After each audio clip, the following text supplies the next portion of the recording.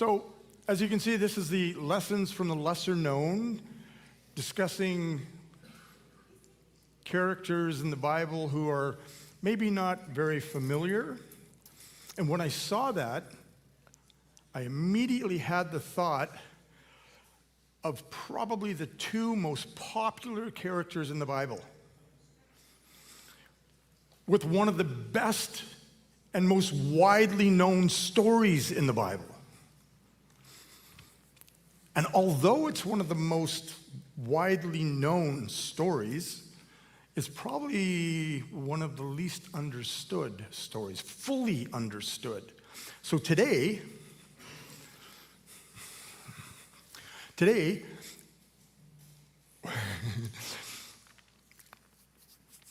going to look at it. It's going to be quite a trip. Fasten your seatbelts. In fact, if I were you, I would please return your seat backs and table trays so they're full upright in locked positions. We are going to take off. Amen. Okay, before we start, let's pray. Father in heaven, we thank you for your presence with us right now. Holy Spirit, we are blessed to experience you dwelling within us, dwelling within our body here, present as we worship, as we learn. Father, we bless your holy name. Worthy is your name, Lord. We thank you for your love for us. We pray that your word will go out faithfully and truthfully. We pray that it will be received. And Lord, that we would be able to understand more of who you are and the love that you have for us. So we pray in Jesus' name. Amen.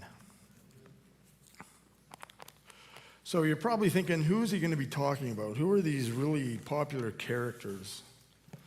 Well, character number one, actually number two, is Abraham. Character number one is, of course, God the Father. And what I'm going to talk to you about today is the Abrahamic covenant. And if we can get slide number one, GOAC. Does anybody know what that means? The first word is not greatest. The first word is not even God.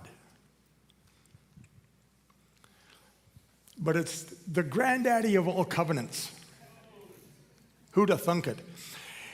The Abrahamic covenant is the one that started everything off. It wasn't the first covenant. There was a covenant with Noah, wasn't there? When God gave him the rainbow. That was a good thing. But the Abrahamic covenant, it came a number of years after, probably about between 400 and 500 years after Babel.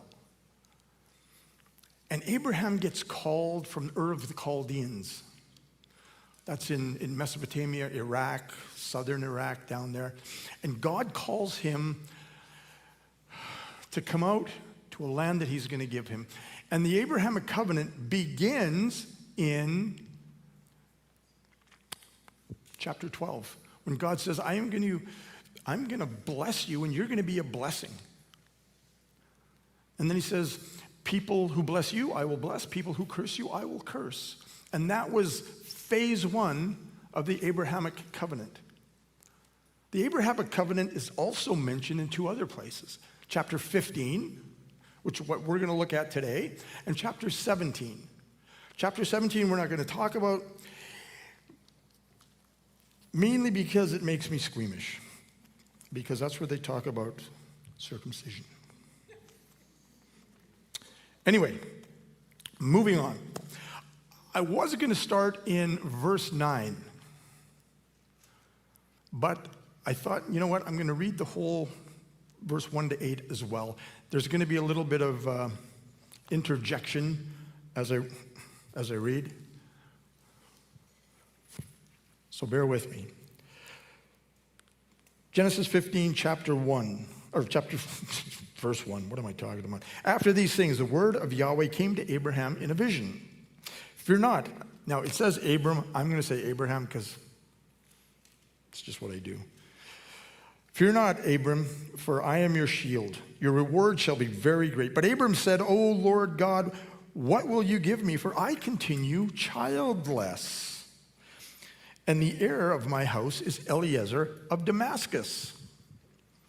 And Abraham said, Behold, you have given me no offspring, and a member of my household will be my heir. And behold, the word of Yahweh came to him. This man shall not be your heir. Your very own son shall be your heir. Now, when I was looking at this in my Logos Bible software, there was a footnote.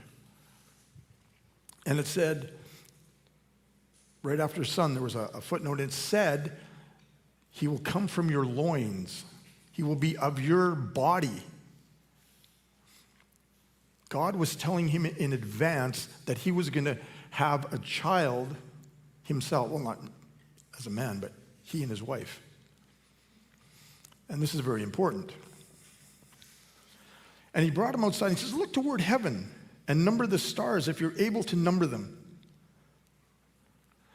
Now, I don't know about you, but living here in Langley, when you look up in the sky on a beautiful, clear night, you don't see much.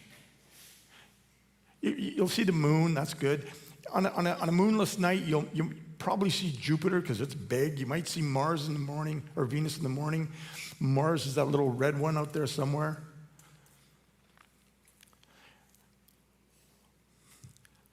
Well, a year or so ago, one of my oldest grandson on my daughter's side, he was into space. And son-in-law said, hey, do you have any pictures of space? So I thought, well, I'm going to take a picture of something. So I'm out on my deck, and I see Jupiter. And I take a picture of it, and it was this little dot. That's it. That, my friends, is Jupiter.